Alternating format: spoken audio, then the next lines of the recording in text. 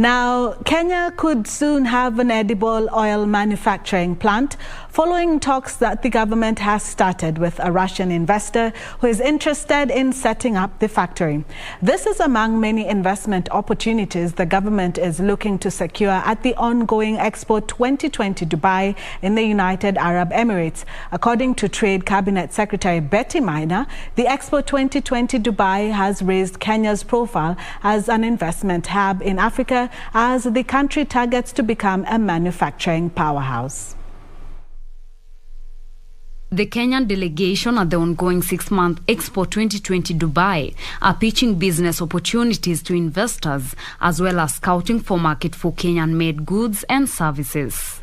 Among deals that the government is closing on is on edible oils that a Russian investor is interested in selling in the East and Central Africa region. Industrialization and Trade Cabinet Secretary Maina says Kenya is receptive of the idea but is keen on upscaling it to the benefit of Kenya's manufacturing sector. At present, their interest is obviously trading, because that's how you enter a market.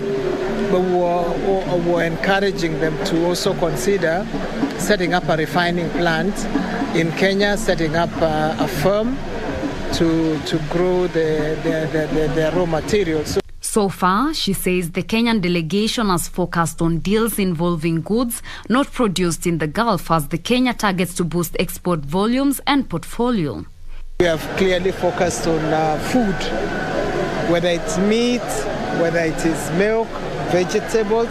We've also focused on flowers, we focused on nuts. These emerge as the Kenya Bureau of Standards urge manufacturers and producers to improve the quality of products for Kenya to effectively compete in the African Continental Free Trade Area.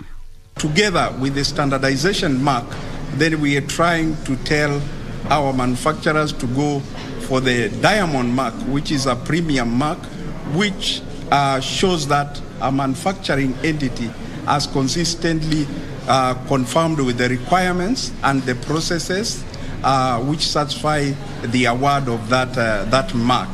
Reporting for Prime Edition, I am Teresa Mutai.